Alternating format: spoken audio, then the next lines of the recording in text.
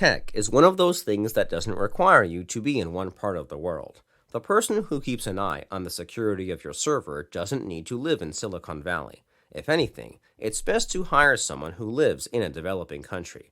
They will work for a cheaper rate. You will also be able to hire them to do more things since they work for less.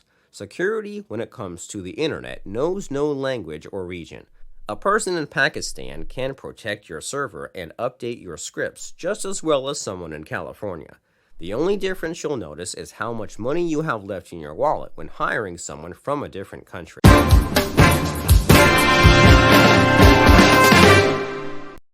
You may have a product or service that is geared only towards those who are in your local area.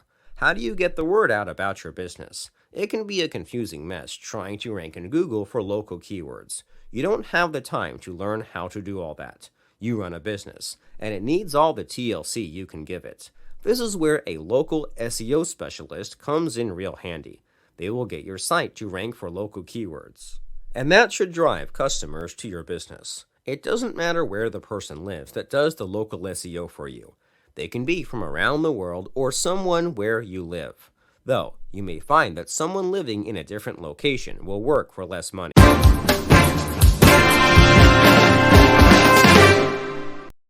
The immediate reaction many have to hiring someone from another country to do local SEO is that they're not going to know what to rank your site for. A person who is an expert at local SEO will do all the research required to know not only the business in your area, but all the jargon used as well. It's a good idea to make sure they're aware of any slang that is associated with your business. But, generally speaking, someone who is an expert at ranking local business sites will do enough research to know what you should be ranking for. They will do that by analyzing what your competitors rank for, and then make changes so that your site competes for those keywords as well.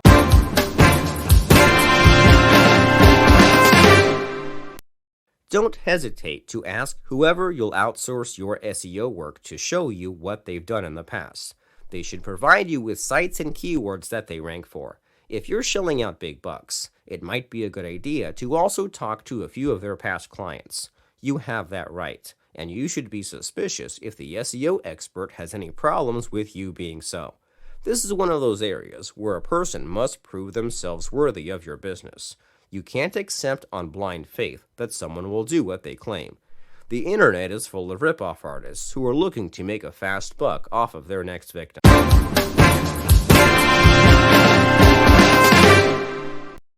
Social media is a big waste of time.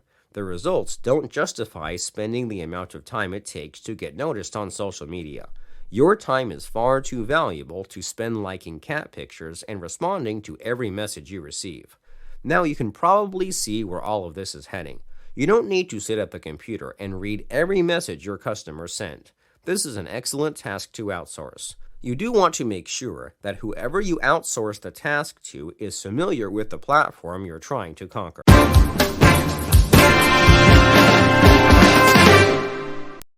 You probably don't spend all of your waking hours on Facebook. The perfect social media manager for Facebook does. The world of social media is vast, and it includes Twitter, Tumblr, Pinterest, and Facebook. Along with all of those social networking sites, there are other places like Reddit. A person can't be an expert at Facebook and Twitter. Why not? Well, no rule says someone can't be good at both. But usually, someone is good at one social platform and mediocre at best on the others. That's because people tend to use the platform that appeals to them the most. A social media manager probably spends all of their free time hanging out on the same platform they work all day with.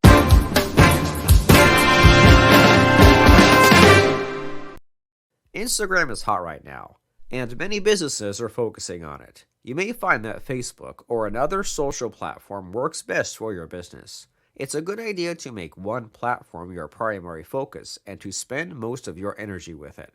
That's not to say your social media manager shouldn't post to all the platforms. They should, but the vast majority of their time should be focused on one platform with the intent of increasing your exposure. It's a challenging task, and it takes someone with quite a bit of discipline and focus to pull it off.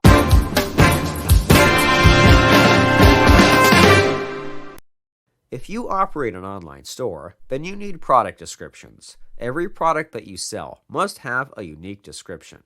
It's never a good idea to use descriptions provided by who you're buying the products from. Why? Google will see it as duplicate content, and your site will be penalized. The most likely scenario is that the page won't rank for the keywords you're aiming for. If that's the case, then you're missing out on a huge opportunity to receive free traffic. Your business can't survive, and it won't thrive if your site is full of duplicate text.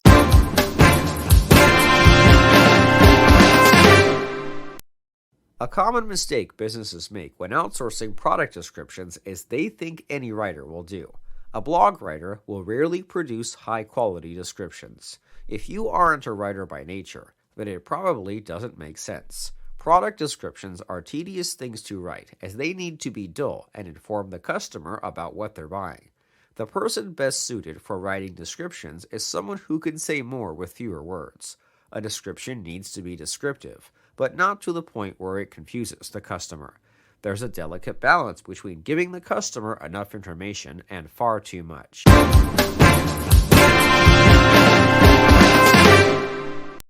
Sometimes you can hire a writer in the dark, but it doesn't matter. You hand them a few keywords and tell the writer to work their magic. You can't have that approach when finding someone to describe the products you're selling. This is one of those areas where you need to budget more money than you would for typical writing projects.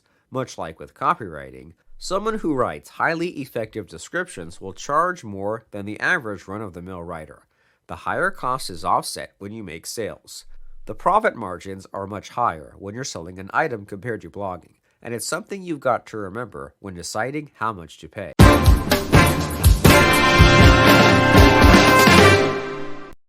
Everyone knows that email marketing is the sweet spot of profitable online business. The content in your emails must be written by someone who knows what they're doing. First off, you have to get through spam filters. Almost everyone these days uses a free web-based email service provider, and they are strict about what goes to the inbox.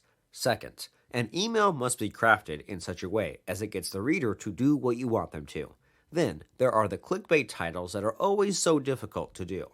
It's all possible to do this on your own, but it's a task best suited for someone who has plenty of experience doing it.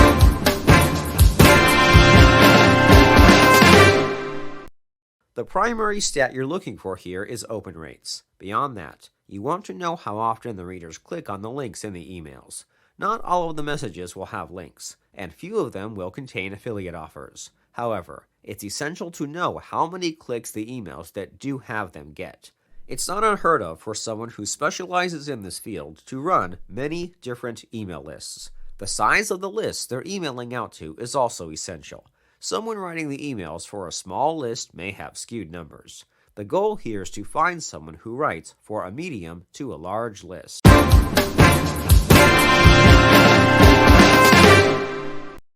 Emails are a very personal form of communication. The person reading them will know right away if whoever wrote them has no idea what they're talking about. It's a good idea to only stick with someone familiar to your niche. You can stray a little outside of your niche, but not too far. If the writer is willing to learn, then it might be okay if you're aiming for a long-term business relationship. If you feel that it's going to be a fly-by-night thing, then stick to someone who knows your niche like it's the back of their hand. Anything less will cause you to lose readers, and your conversions will suffer.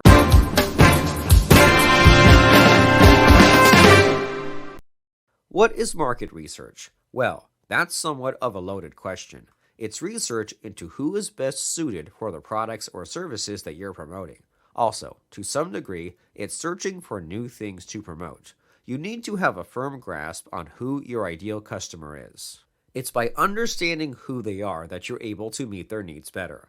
You can't sell something to someone if you don't know what they need. Too often, marketers skip this step because they think it's not essential.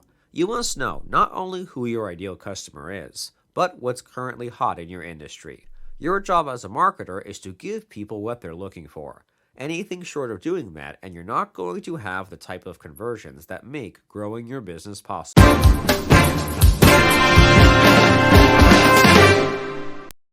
Sometimes you need to find an expert in your field to guide you. This is not a situation where you need someone who is an expert. Some will disagree with that statement. and that's okay. If you do, then outsource the task to someone who is an expert. The critical thing is that they're able to perform the type of market research that produces results.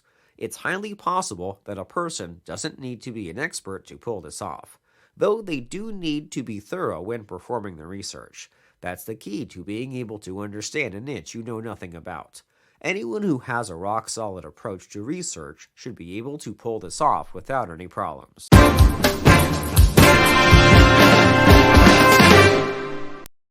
All the market research in the world won't do you any good if you can't act upon it. The person who does your market research for you won't know how to put it into action. They might be able to give you suggestions, but the rest is up to you. The best practice here is to have them help you go ultra niche with their information. You want to zero in on a very specific customer. If you go too broad, you'll end up facing too many challenges getting quality traffic that converts. Have them help you pinpoint the best possible customer and the item that they're looking for the most.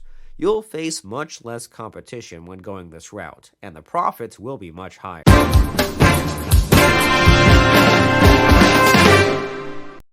Website design is a form of art. You can read 10 books on design and still churn out something that doesn't look good.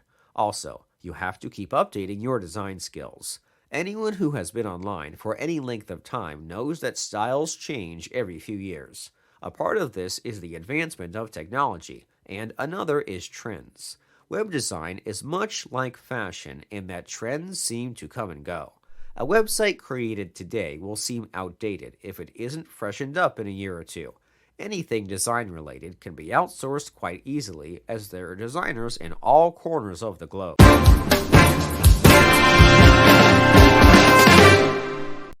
Some will say that a site doesn't need to be updated at all. Well, those people probably don't make much money.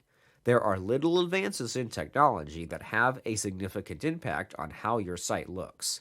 It's about more than your site looking outdated with colors or textures. The design of your site makes it functional. Do you remember how some people were freaking out when the iPhone lost its notch? Some people were worried about how their website would display on a phone without the notch. None of that is a concern if you update your site regularly. While the whole iPhone thing may not be the best example, it proves the point. Technology is changing, and so is how websites are displayed.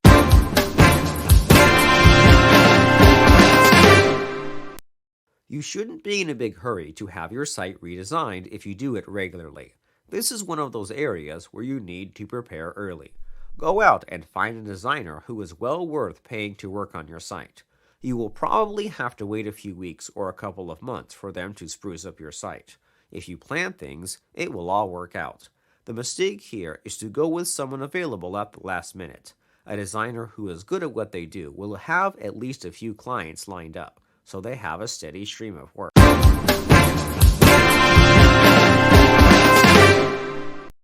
It's when you work with a million different files that you realize what a headache formatting can be. There are different types of formats for documents, videos, and even images. You may be sending these files directly to customers, to social media, or video sharing sites. It can be such a mind-numbing hassle converting all the files so everyone can use them. The process isn't complicated, but it's time-consuming. You have so many better things that you could be doing. Those things aren't being done because you're stuck converting a PDF into an EPUB file. It becomes such a drain of your time that you don't want to do it anymore. It's these sorts of tasks that make working behind a computer a dreadful thing.